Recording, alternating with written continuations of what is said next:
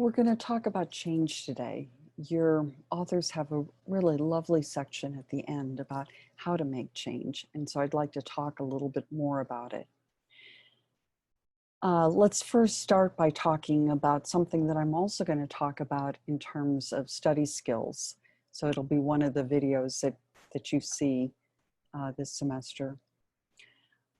Fixed attributions or growth attributions, or what they're generally referred to as fixed mindset and growth mindset.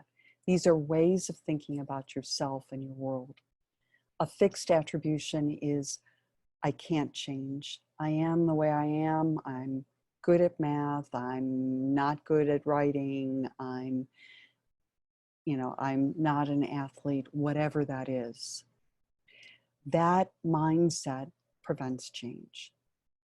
On the other hand, if you see yourself as able to change and are open to feedback and see your mistakes as something that you can learn from, you have a growth mindset, which will be helpful in terms of making change. So here's the model that Wetton et al. Describe. They say, let's start by identifying your goal. That may be to improve your study skills. It may be to begin exercising on a regular basis. For me, in terms of what I'm going to be talking about today, it was learning to increase the frequency with which I was writing on some books that I was working on. From there, you're going to gather some baseline data. How often are you engaging in this behavior already? What kinds of things predict whether you engage in it or don't engage in it? And what are the consequences of doing so? Design a program that's going to be effective for you, that's going to increase the frequency with which you engage in the desired behavior. Act on it and evaluate it. Figure out whether it's working, and at that point, bring your program to an end.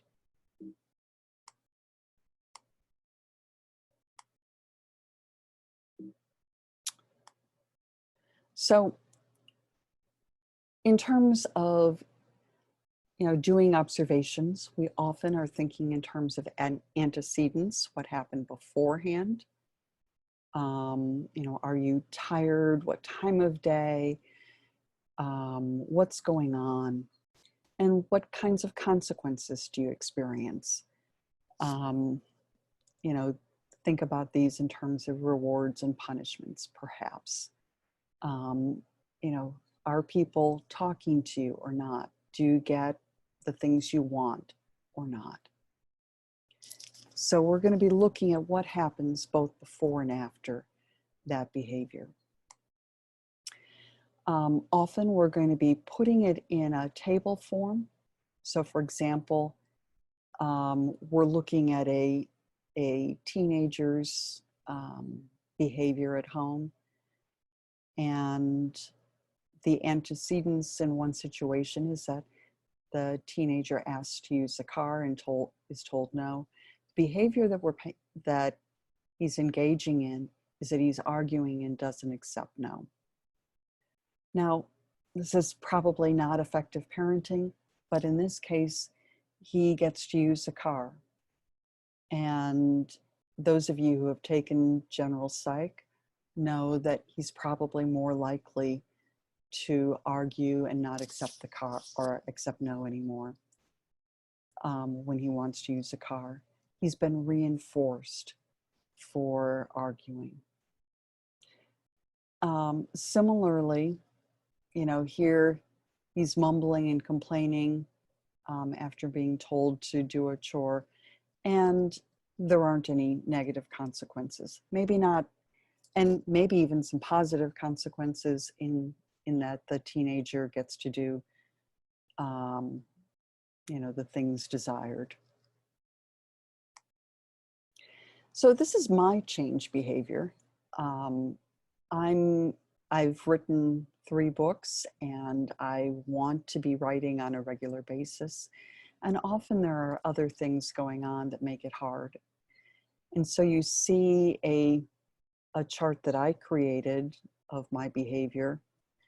In the fall semester, I was monitoring how much I was writing. I was doing that pretty religiously, and you can tell that that wasn't sufficient to get me to write regularly. In fact, I was writing only 5 times that semester and just, thought that I just had no time to write. In the spring semester, I was teaching a course that required that my students engage in a change project. And so I thought I should do one too. And what I decided to do, I knew that just recording my behavior wasn't enough.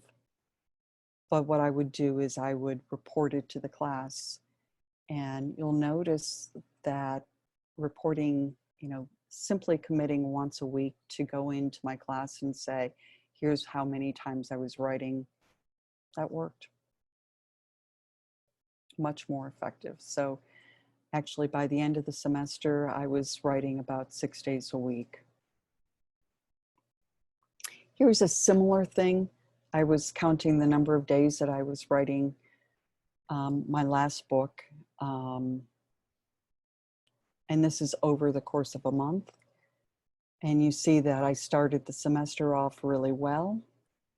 And by the end of the semester, not so good. April and May, I'm pretty busy typically. But by the end of the summer, I was writing more frequently. And actually, by the end of the year, I got my book out. So good news. Change programs like this can be very helpful, but I think about them as a cycle rather than more linearly. So I think I agree with Witten et al. We need to identify the problem. We need to gather baseline data. We need to design our program. So for me, it was thinking about whether I was writing, who I was accountable to, act on that, and then evaluate your outcomes. So for example, after that baseline period, I decided that that wasn't sufficient and I needed to do more. And so often in a change process, we need to be coming back and thinking about how to tweak it and make it more effective. From here, we're going to move to chapter 4 on coping strategies, and I look forward to seeing you then. Take care.